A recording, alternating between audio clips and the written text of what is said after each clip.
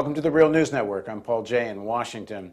In Greece, people hit the streets again day after day, protesting new austerity measures, the result of the so-called bailout deal between Greece and the big banks of Europe. Now joining us to talk about the most recent developments in Europe in the Euro crisis is Michael Hudson. He teaches economics, University of Missouri in Kansas City. Thanks for joining us.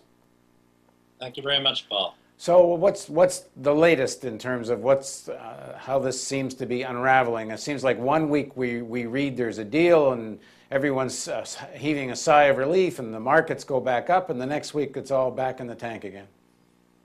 Well, the idea of the European Central Bank making a deal with its own banks is not a deal made with Greece. The reason the Greek people are out in the streets and the Icelandic people are out in the streets for the same reason is not the same thing as Wall Street people being out in the streets. They're out in the streets because they want to make it clear that the terms that Europe is demanding, that Greece essentially tax labor and lower wages and what they call an internal devaluation, which we used to call class war, is not going to work.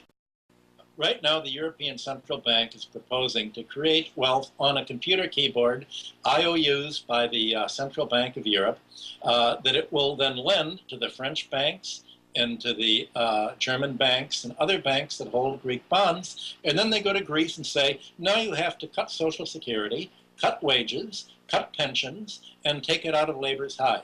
So the people in Greece are on the streets because they want to make it clear whatever the government agrees to, it's a socialist government. In Europe, socialist means ultra-right wing.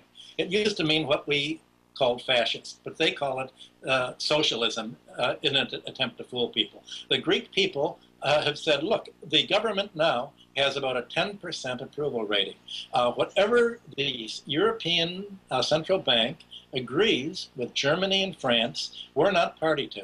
That means that if you make a deal with our government that we don't disapprove of, that more people disapprove of the socialist government in Greece than disapprove of the colonels. If you make a deal saying the colonels will pay, that is the socialists will pay, we're not going to be part of it.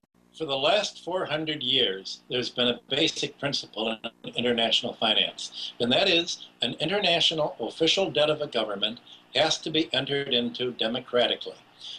When there was a similar demand that Europe made on Iceland, the president said, wait a minute, if we're going to push Iceland into a decade of depression and tell 1/3 of the population to emigrate because we're bankrupt, there has to be a vote on it. So they had a vote, and the population rejected this twice. In Greece, the same thing. They're saying, look, if you're going to push us into a depression, if you're going to cause unemployment here, if you're going to put the class war back in business and introduce a fascist policy, then, and not let us vote, then this is a policy entered into by a dictatorship.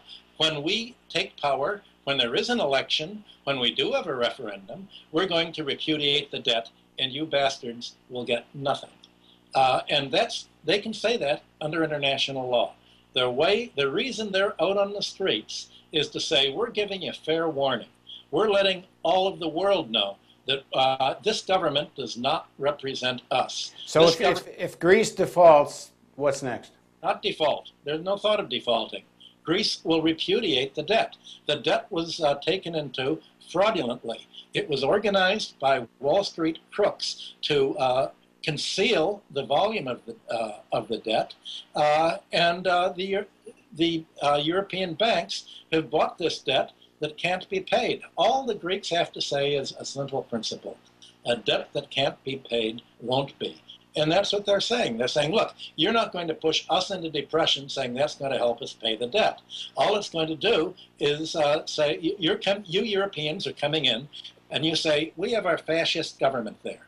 You may call it socialist, but let's call it straight. It's fascist. And you have to sell off your Parthenon, your islands, your real estate, your water and sewer systems to our private buyers, and we're going to charge you whatever we want until all you Greeks are going to have to emigrate. You're going to have to go to some other country because there's no room for you anymore because we're bringing on a depression. We're in a big grab of resources. And the Greek can say, do you have an army?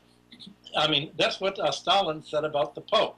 He said, how many soldiers does the Pope have? Well, the Greeks are saying, how big an army does the European Central Bank have? You really think that you can talk to a puppet government like the colonels and say that you can just grab... Okay, so if you were advising this new Greek government and they repudiate the debt, what's next? Do they get out of the EU? Or do they get out of the euro? No, once they wipe out the debt, there's no problem. Of course they should have a better tax system. Of course they should tax the rich. Of course they should tax real estate.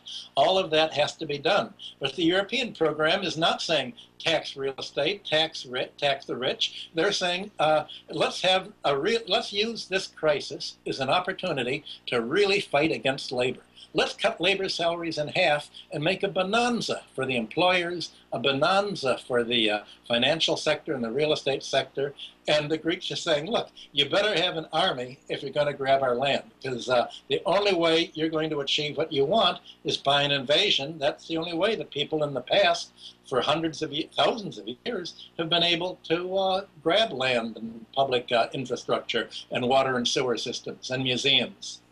Thanks very much for joining us, Michael. Thank you for joining us on the Real News Network.